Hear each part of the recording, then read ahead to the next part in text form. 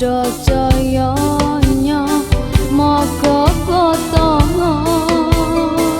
syair sesu bakir lan aji saka kisah singa saringan piwali songo tunggul ametung garwane kendedes dikalahne ken arok garwane dilenes go keris empu gandring kang masyur tahun 1222 tahun 1222 no anu sopati anake tiri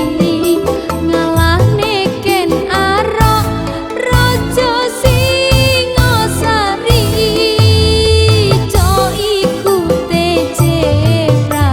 Prabutjaya ngalahne anusa pati dadi raja ngalahne anusa pati dadi raja Rarangga wuni ngalahne Tohjaya dadi raja gelar Wisnuwardana Kartanegara paling gemilang raja Singasari nganti tekan pahan Bupati Ndolopo Madiun Jaya Katwang nyerang Kartanegara tentarane kurang Tokartareja Prabu Wijaya bangun Majapahit ana Tralaya bangun Majapahit ana Tralaya Sajaya negara Sundara Prajaya Watribuwana Tunggadewi Wijaya lair bareng sumpah palapa hayam muruk lan pati Gajah Mada hayam muruk lan pati Gajah Mada puterinya Kusumawardhani jadi raja bebarengan suami Domawardhana Suhito dibrontak dening Minat Jinggo Majapahit Dodang Marwulan garwane Suhito kang digelar Prabu Mitrawijaya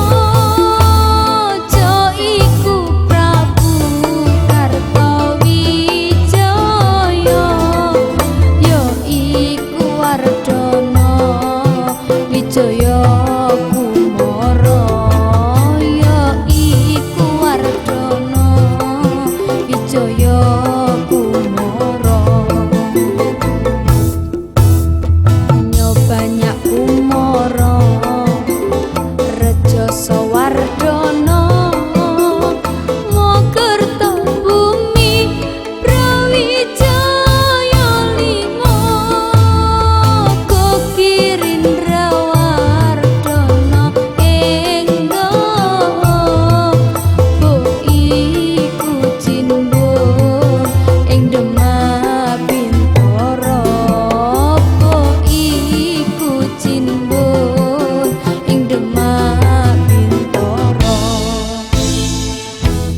Raden Patah cilike asma Jimbon